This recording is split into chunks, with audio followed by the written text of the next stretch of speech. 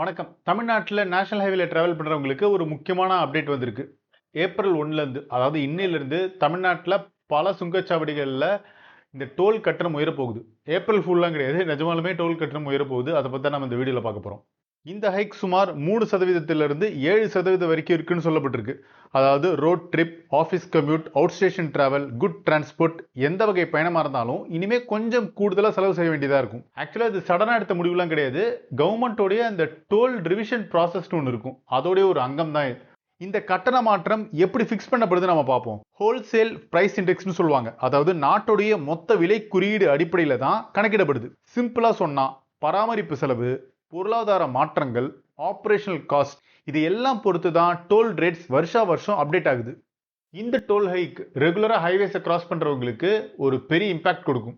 உதாரணத்துக்கு சென்னை பைபாஸ்ல இருக்கிற வானகரம், சென்னை டு தடா ரூட்ல இருக்கிற நல்லூர், தாம்பரம் டு செங்கல்பட்டு ஸ்ட்ரெச்சில் இருக்கிற ஆத்தூர், இது இல்லாம சூரப்பட்டு மற்றும் பரனூர் இந்த மாதிரியான முக்கியமான டோல் பிளாசால டிராவல் பண்றவங்க இனிமே ரிவைஸ்டு டோல் பே பண்ண வேண்டியதா இருக்கும். இதுக்கு மேல ஸ்ரீபெரும்புத்தூர், கிருஷ்ணகிரி, மதுரை, நாங்குநேரி, வாணியம்பாடி, விராலிமலை, கப்பலூர், கனியூர், தேனி மாதிரியான முக்கியமான பகுதிகளில் இந்த டோல் சார்ஜஸ் அமலுக்கு வந்திருக்கு.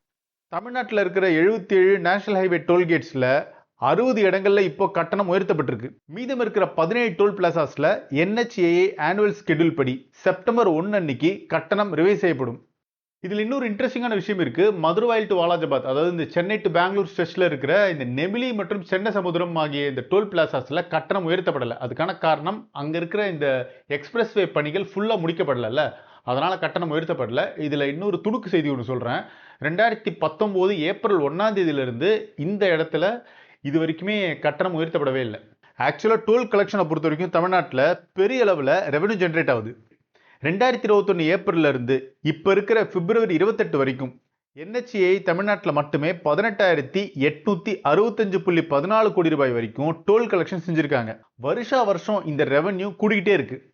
2022-23ல 3,758.23 கோடி ரூபாய், 2023-24ல 4,157.96 கோடி ரூபாய், 2024-25ல 4,300 கோடி ரூபாய். டிராஃபிக் யூசேஜ் மட்டும் இல்ல, டோல் டிபெண்டன்சியுமே இதன் மூலமா அதிகமா இருக்குன்னு தெரியுது. எந்த அளவுக்கு ரெவன்யூ ஜென்ரேட் ஆயிருக்குன்னு பாருங்க. சரி, இந்த டோல் ஹைக் யாருக்கெல்லாம் இம்பாக்ட் அதிகமா இருக்க போகுது? கார் மற்றும் ஜீப்ஸ் இந்த மாதிரி வாகனங்களுக்கு ஒரு 5 ரூபாய் எக்ஸ்ட்ராவா செலவு செய்ய வேண்டியதா இருக்கும் டோல்ல.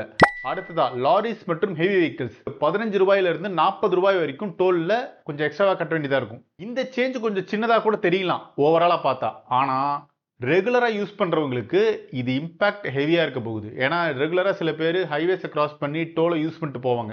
அவங்களுக்கு டைரக்டான இம்பாக்ட் கண்டிப்பா தெரியும். இது இல்லாம ஃபாஸ்டாக் ஆனுவல் பாஸ் கட்டணமும் ரிவைஸ் செய்யப்பட்டிருக்கு. 3000 இருந்து 3075 ரூபாய் வரைக்கும் உயர்த்தப்பட்டிருக்கு. இந்த மாற்றம் ஏப்ரல் 1லேருந்து அமலுக்கு வந்திருக்கு. இது இல்லாம ஆஃபீஸ் போறவங்க, goods transport, outstation taxi services, private buses, consumer product பிரைசிங்னு எல்லா இடங்களிலுமே இது அஃபெக்ட் ஆக போகுது. ஏற்கனவே இந்த பெட்ரோல் டீசல் விலை உயர்வு, தட்டுப்பாடு நிறைய விஷயம்லாம் போயிட்டு இருக்குல்ல, அந்த ப்ரெஷர் இருக்கு. இந்த சமயத்தில் இந்த டோல் கட்டணம் அப்படின்றது கொஞ்சம் கொஞ்சமா ஏதோ ஒரு வகையில் அஃபெக்ட் ஆக தான் போகுது. அது கிளீனாகவே தெரியும். ஏன்னா ஏற்கனவே இந்த பிரைவேட் பஸ்ஸஸ்லாம் பார்த்தீங்கன்னா வீக்கெண்டில், ஃபெஸ்டிவல் டைமில் எந்த அளவுக்கு ரேட்டு எகிருது நமக்கு தெரியும். அந்த டிக்கெட் ப்ரைஸ்லாம் ஒரு ஃப்ளைட் டிக்கெட் ரேஞ்சுக்கு தான் அவங்க பண்ணுறாங்க. ஸ்லீப்பர் பஸ்லாம் பார்த்தீங்கன்னா. ஆனால் வேறு வழி இல்லை, அந்த மாதிரி தான் பண்ணி ஆகணுன்ற ஒரு நிலைமைக்கு தள்ளப்பட்டிருக்காங்க. இன்னொரு பக்கம் இந்த அவுட் ஸ்டேஷன் டாக்ஸி சர்வீஸும் இதன் மூலமா அதிகமாக பாதிக்கப்படும். அதனால இவங்களும் அதிகமான ரேட்டை சொல்லுவாங்க. ஸோ இது டைரக்டா எங்க வந்து விழும்னா பொதுமக்களுடைய அந்த பட்ஜெட்ல தான் வந்து விழும். இன்னொரு பக்கம் லாஜிஸ்டிக் சைடு பார்க்கும்போது குட்ஸ் மூவ்மெண்ட் காஸ்ட்டும் கூடுறதுக்கான சான்ஸ் இருக்கு. இதனால பேக்கேஜிங், டிரான்ஸ்போர்ட், டெலிவரி செலவுகள் கூடும். ஸோ இந்த டோல் சார்ஜ் ஹைக் பற்றி உங்களுடைய கருத்துக்களை கமெண்ட் செக்ஷன் சொல்லுங்க. சமீபத்தில் நீங்கள் டிராவல் பண்ணியிருந்தீங்கனாலும் உங்களுடைய எக்ஸ்பீரியன்ஸை ஷேர் பண்ணுங்க. தொடர்ந்து டிராவல் பண்ணுறவங்களா இருந்தாலும் இதை பற்றி கமெண்ட்ஸில் பதிவு பண்ணுங்கள். நம்ம தொடர்ந்து நிறைய விஷயங்களை பேசுவோம். மறக்காமல் சப்ஸ்கிரைப் பண்ணிடுங்க. நன்றி.